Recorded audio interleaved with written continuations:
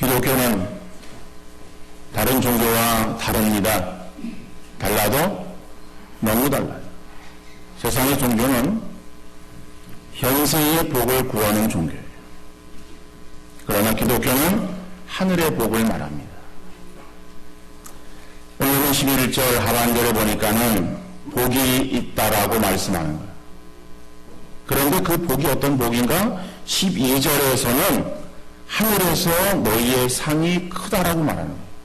이거는 기독교에서 말하고 있는 너희에게 복이 있다 라고 하는 그 말씀은 결국 하늘에서 하나님께서 우리에게 주시는 그러한 놀라운 상이 있음을 알려주고 있습니다. 그래서 우리 기독교는 이 땅 위에서 그저 잘 먹고 잘 사는 것만이 그것이 우리에게 복이 아니다 라고 하는 것을 분명하게 말씀하고 있어요. 어떤 사람이 한 100억대의 돈을 사기를 치고 해외로 도망을 갔어요. 6년 잠적을 했다가 얼마 전에 싱가포르에서 몇십억짜리 저택을 가지고 있고 고급 승용차를 가지고 있고 그리고 호화 쇼핑을 하고 있다라고 하는 것이 이제 드러났어요. 그러면 이제 서로 인터폴을 통해서 그 사람을 수배하고 다시 이제 불러들여서 재판을 하고 그리고 처형하고 그런 일들이 있겠죠. 여러분 어떻든 간에 어떠한 방법이든 간에 내가 한탕해서 그래서 큰 돈을 내가 가지고 그리고 내 쓰고 싶은 대로 내 마음대로 쓰면서 생활하는 것이 우리에게 소원이고 또 그렇게 했으면 좋겠다라고 하는 어떠한 그것이 우리의 희망이 되어야 되겠습니까? 그것은 아니에요. 왜냐하면 우리의 삶은 이 땅 위에서 모든 것이 다 끝나는 것이 아니기 때문에 그런 거예요. 우리에게는 하늘에 심판이 있습니다. 우리가 행한 대로 갚으시는 하나님의 심판대에 서게 되어질 것을 생각하면서 그 후에 우리에게 있어서 행한 대로 갚으시는 주님께서 우리에게 주실 영원한 상급, 그 상급은 어떤 것과도 비교할 수 없는 것입니다. 이 상급을 소망하면서 이 땅에서 끝까지 믿음으로 승리하시는 믿음의 경주를 잘 감당하시는 우리 모든 성도님들 되어줄 수 있기를 간절히 바랍니다. 그래서 디모데후서 4장 8절에서 보니까는 이제 후에는 나를 위하여 의의 멸류관이 예비되었으므로 주 곧 의로우신 재판장이 그날에 내게 주실 것이며 내게만 아니라 주의 나타나심을 사모하는 모든 자에게는이라. 바울의 고백이지만 정말 이 말씀을 따라서 우리도 이 땅에서 믿음의 길을 잘 걸었을 때 하나님께서 우리를 위해서 예배해 오신 그 멸류관, 그 멸류관을 더욱더 받아들이는 모든 성도들 되어줄 수 있기를 간절히 소망합니다. 첫 번째 보니까는 복음을 가는 이 땅에서 의를 위해서 박해를 받을 것이다 라고 말씀하는 거예요. 그런데 그 전에 쓰던 그 개혁 성경에는 핍박을 받을 것이다 이렇게 되어 있습니다. 그래서 제목도 의를 위하여 오늘 본문에서는 박해를 받은 자 되어져 있지만은 제목은 핍박을 받은 자라고 제가 썼어요. 그거는 의도적으로 쓴 것은 아니고 그냥 제가 외우고 있는 그런 그 말씀이 의를 위해서 핍박을 받은 자는 복이만 이렇게 입에 배워서 그래서 그냥 쓰다 보니까는 의를 위해서 핍박을 받은 자. 오늘 본문에서는 의를 위해서 박해를 받은 자. 이 핍박이라고 하는 이 단어, 헬라어 단어는 디오코라고 하는 그런 말로서 핍박, 박해, 우리말로 그렇게 번역할 수 있는 말이에요. 그것이 개역 성경에 있어서의 핍박이라는 단어와 오늘 우리가 개정판 성경에 있어서의 박해라고 하는 그런 그 말은 동일한 그러한 그 말이다. 근데 이 말이 성경에는 또 핍박과 박해라고 하는 그런 말로만 또 나오는 것은 아니고 고난, 어려움 이런 또 단어도 쓰여지고 있어요. 그러니까 같은 그러한 맥락의 단어라고 하는 것을 여러분 생각하시기를 바랍니다. 그런데 우리가 핍박을 받는다, 박해를 받는다라고 할 때에 핍박이면은 다 같은 핍박인가? 핍박이나 고난 자체가 복이 되어지는가? 여러분, 우리가 이 말씀을 언제 읽으면은 박해를 받은 자는 복이 있다. 아, 박해를 받으면 우리에게 다 복인가? 이런 어떤 의문을 가질 수 있을 거예요. 그런데 복이 되는 것이 있고 또 복이 되지 않는 것이 분명히 있습니다. 복이 되지 않는 것은 어떤 경우이냐? 그것은 형벌이에요. 지금 자기가 지은 그러한 그 죄에 대한 벌을 받는 거, 이 형벌, 이러한 그 박해, 이것은 복이 되지 않는다라고 성경은 말씀하고 있습니다. 디모데전서 4장 15절을 보니까는 너희 중에 누구든지 살인이나 도둑질이나 악행이나 남의 일을 간섭하는 자로 고난을 받지 말려니와. 그러니까 이런 일로 인해서 고난을 받는 것은 이것은 칭찬할 것이 없는 거예요. 자랑할 것이 없는 거예요. 당연히 그것은 받아야 마땅한 것이다라고 하는 거죠. 그러니까 자기 행한 잘못으로 받는 어려움은 핍박이 아니라 형벌이에요. 많은 사람들이 자신의 실수나 허물, 그리고 지혜가 없고 성격이 안 좋아서 다른 사람들에게 당하는 어려움을 핍박이라고 생각하는 사람이 많이 있습니다. 여러분, 그것은 핍박이 아니에요. 자기가 자초한 형벌이지. 그건 핍박이나 박해가 아니다. 잘못했으면 형벌받는 것은 당연한 거예요. 예를 들어서 죄를 지어서 3년형을 받았다. 그러니까 형기를 다 치우고 그리고 이제 나왔을 때에 그 나온 사람에게 잘했다라고 칭찬하는 사람이 있어요? 그런 사람은 없어요. 베드로전서 2장 20절에 보니까는 죄가 있어 매를 맞고 참으면 무슨 칭찬이 있으리요. 그죠? 죄가 있어가지고 매를 맞았어요. 그 매를 맞으면서 참았어요. 그리고 이제 나왔을 때에 아우 네가 잘 참았다라고 칭찬하겠는가? 그건 칭찬할 수 없다라고 하는 거죠.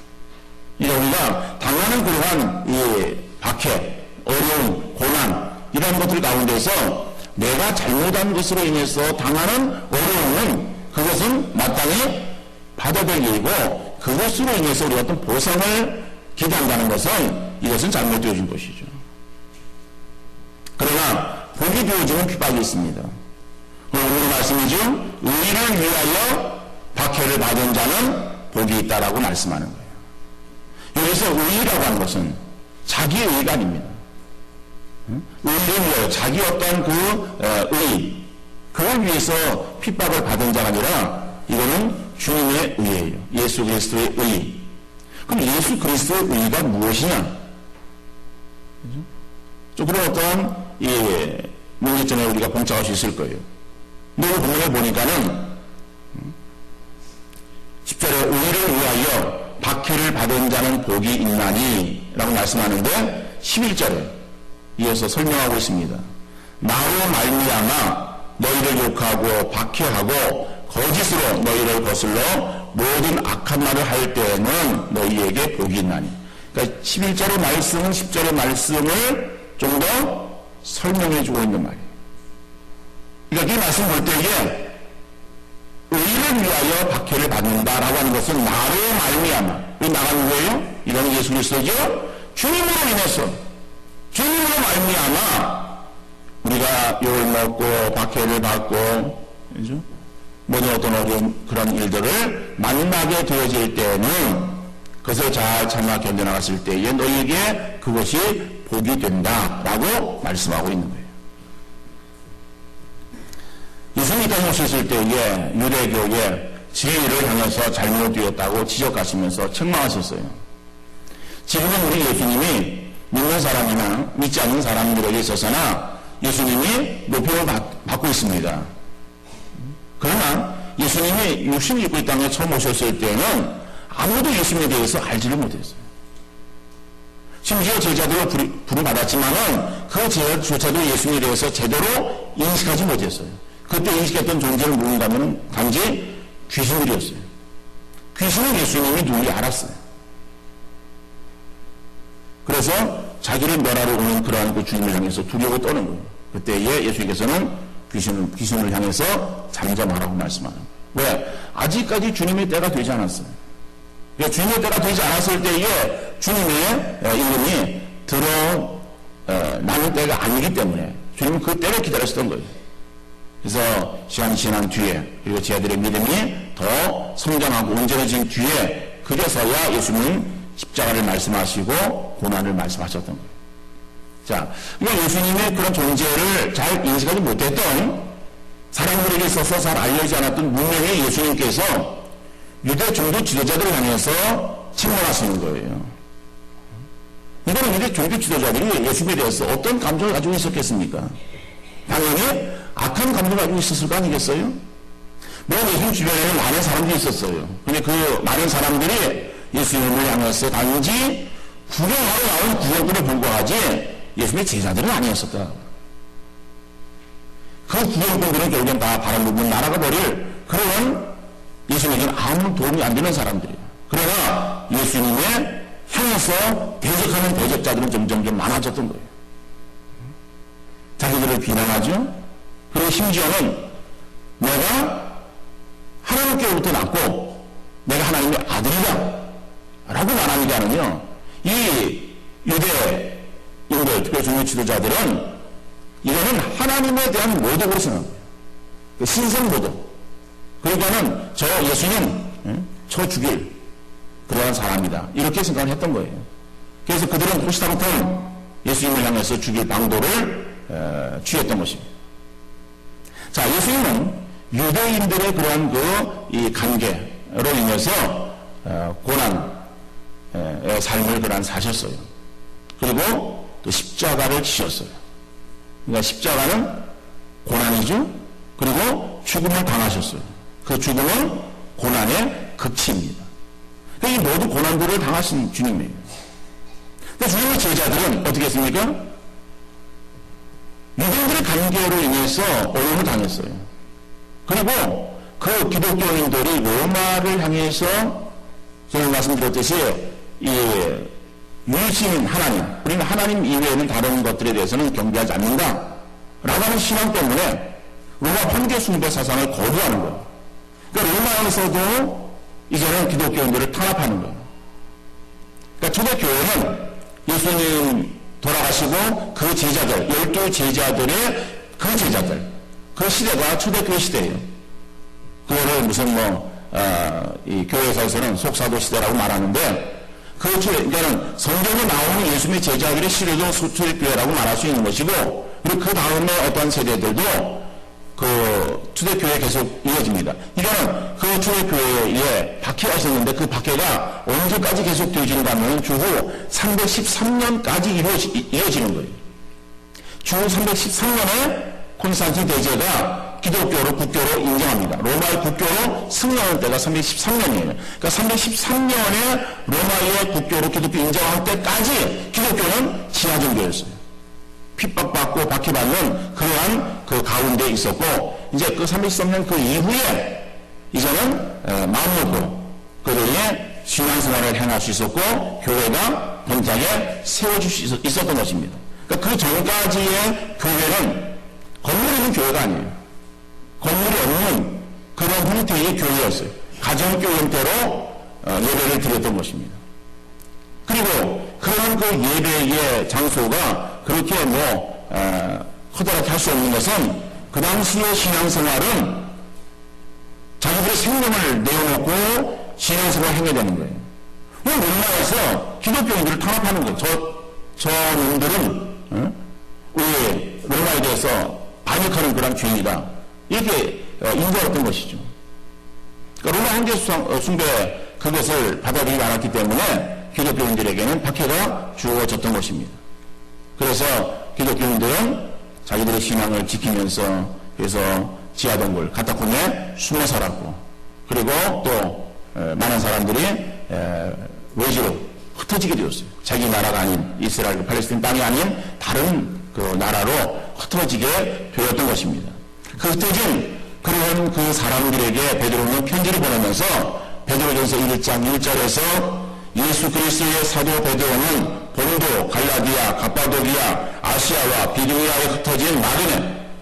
자, 여기서 지역들을 말합니다. 그 지역들은 제1이나 어느 지역이라고 설명 줄 수는 없어요. 여러분들 그 성경 보면서 거기 나와 있는 그러한 그 지역들이 여러분의 좋은 성경에는 뒤에 아니면 앞에 지도가 나와 있는 성경이 있어요. 혹시 그런 성경이 있으면은 그 성경에서 한번 찾아보세요. 그 지역들이 어디에 위치하고 있는 지역들인가. 자, 이런 그 흩어져 있는 그런 그 나그네들인데 그들이 어떤 나그네인가 하면 그냥 여행하는 나그네가 아니에요. 2절의 말씀 보면은 결국에 구원받은 하나님 백성들을 말하는 거예요. 그 흩어져 있는 그 나그네, 그러면서 2절에서는 그 나그네 구원받은 하나님 백성이라고 말하면서 그들에게 바울이 베드로가 편지하면서 무난히 인사를 2절에 쓰었습니다. 너희에게 은혜와 평강이 더욱더 많을지어다.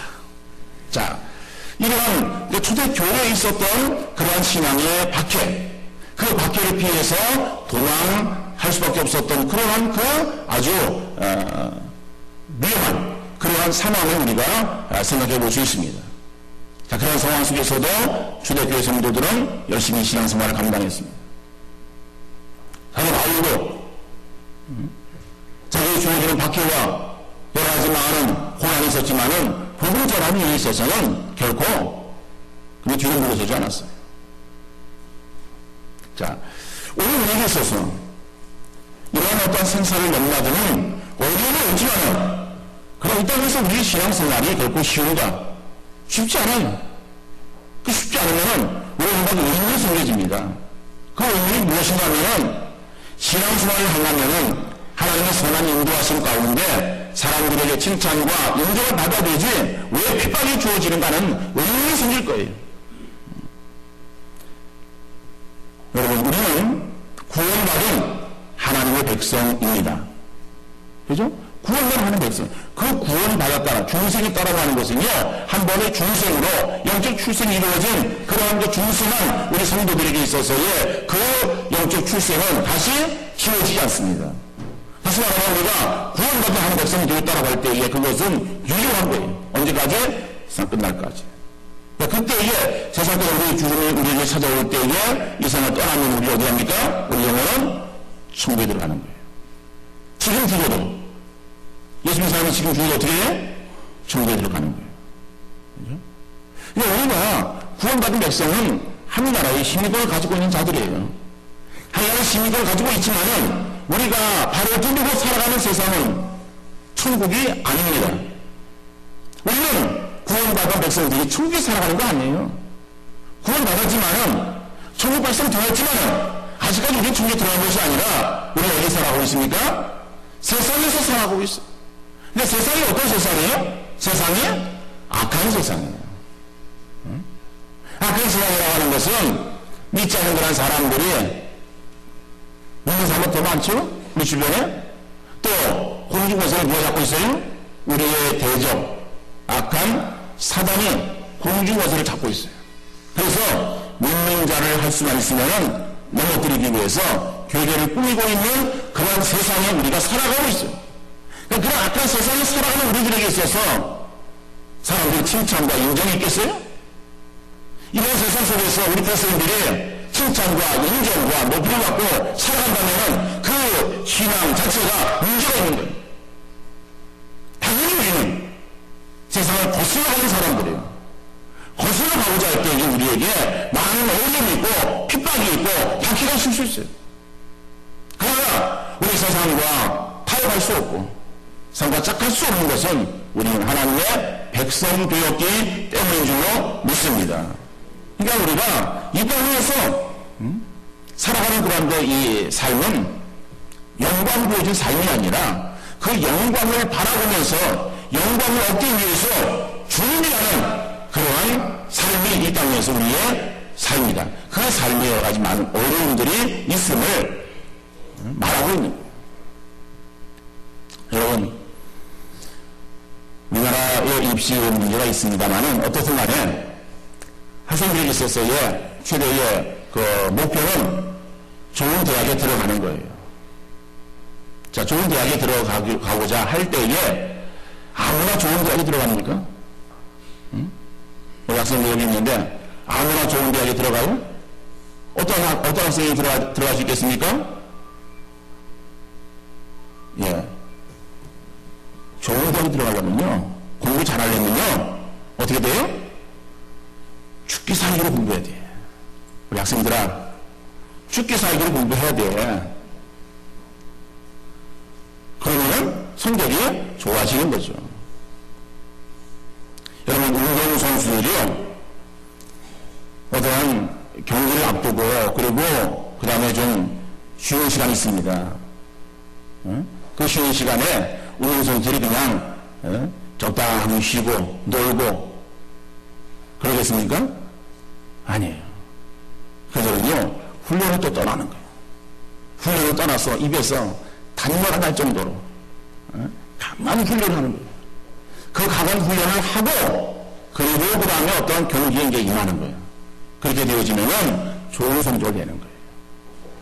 여러분, 이런 것은 세상에서의 그러한 그 모습만 아니라 영적 세계도 동일한 원리예요. 우리 이 땅에서 하늘의 삶을 바라보는 사람은요, 주어지는 그런 그 삶에 힘들고 어려운 그러한 이 박해와 핍박이 있다할지라도 거기 부하지 아니하고 믿음으로 그 모든 것들을 다 건너뛰고 그리고 다 견디고 승리하는 그러한 삶을 산 사람에게 하늘의 큰 상급으로 명단으로 채워주시는 줄 믿으시기를 바랍니다. 그래서 그 상급을 우리가 바라볼 때 이 땅에서 우리의 삶은 핍박과 어려움이 주어지는 그 삶을 우리가 살아갈 수밖에 없어요. 그런 삶을 살아갈 때에 우리가 세상에 안좋아하지 마시고 힘들어도 또 주님 바라보시면서 믿음으로 인내하는 우리 모든 성도들 되어줄 수 있기를 간절히 바랍니다. 그래서 고난과 핍박이 주어질 때에 그 사건 자체에 고통스러움만 바라보면서 빨리 지나기를 기도하기보다는 어차피 내게 주어진 어려움이라고 한다면 이것을 통해서 하나님께서 무엇을 원하시는지를 물을 수 있는 여러분들 되어질 수 있기를 간절히 바랍니다. 고난에는 하나님의 뜻하심이 있습니다. 우리가 기도하면서 그 뜻을 발견하면 고난을 넉넉히 이길 수 있지만은 고난 자체를 내 의지로 버티려고 발버둥치다 보면은 우리는 그 자리에 주저앉을 수밖에 없어요. 내 의지나 능력을 내려놓고 전적으로 하나님만을 바라보며 의지하는 성도님들 되어질 수 있기를 간절히 바랍니다. 우리에게 핍박이 주어지는 것, 여러분, 그것은 우리의 믿음 드러내 보이기 위해서 우리에게 핍박이 주어지는 거예요. 그렇죠? 여러분, 그 핍박으로 인해서 알곡과 쭉정이를 가리는 거예요. 키에다 놓고선 흔들지요? 흔다라고 하는 것은 비유적인 표현이에요. 우리에게 고난이 와요. 핍박이 와요. 그럴 때에 알곡은 남게 되어지고 쭉정이는 밖으로 날려서 다 날아가 버리게 되어지는 것이다. 그래서 알곡은 모아서 곳간에 드리고 우리가 이러한 상황 속에서의 핍박을 만날 때에 바로 이것은 나의 믿음을 바라보시는 하나님의 인도하시는 것을 기억하시면서 믿음으로 잘 인내하셔서 우리의 믿음의 그러한 그 아름다운 모습을 주께 보여드리는 우리 성도님들 되어질 수 있기를 간절히 바랍니다. 고난은 우리의 성숙을, 신앙의 성숙을 가져오는 거예요. 아픈 만큼 성숙한다라고 하는 것은 신앙생활에도 적용되어지는 말입니다. 예수 그리스도를 부합하기 위해서 힘썼던 사도 바울은 고린도서 1장 24절에서 나는 이제 너희를 위하여 받는 괴로움을 기뻐하고 그리스도의 남은 고난을 그의 몸된 교회를 위하여 내 육체에 채운다라고 말하고 있어요. 바울은 내가 너희를 위하여 받는 괴로움을 기뻐하고 성도들을 위해서, 고린도서 성도들을 위해서 받는 괴로움, 그것이 힘들고 어렵다고 하는 것이 아니라 그 괴로움이 오히려 내게는 기쁨이다. 그리고 예수 그리스도의 그 남은 고난, 이것을 내 육체에 채우기를 내가 더 힘쓴다라고 말하는 거예요. 이거는 예수님이 십자가의 고난이 부족하다라고 하는 의미가 아니에요. 예수님이 고난의 그런 길을 걸어가셨어요. 그 고난의 길을 걸어가신 바로 그 고난을 나도 짊어지고 그리고 끝까지 내가 주님을 따르겠다라고 하는 그러한 바울의 신앙 고백입니다. 우리에게도 이 땅에서 주님의 제자로 살아가고 할 때에 많은 어려움과 핍박이 주어질 수 있지만은 피하지 않고 그것을 내가 끝까지 지고 주님을 따르기를 하지만 그래 우리 모든 성도님들 되어질 수 있기를 간절히 바랍니다. 그러한 자기에게 하늘에서 큰 상급이 있다라고 하는 사실을 확신하면서 마지막까지 믿음의 길을 벗어나지 않고 충성하는 우리 모든 성도님들 되어질 수 있기를 주님 이름으로 축원합니다. 기도하시겠습니다.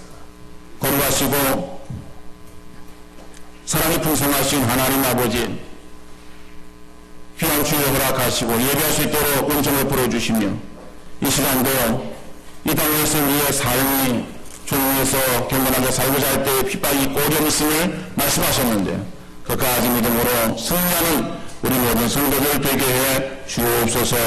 예수님의 이름으로 기도하옵나이다. 아멘.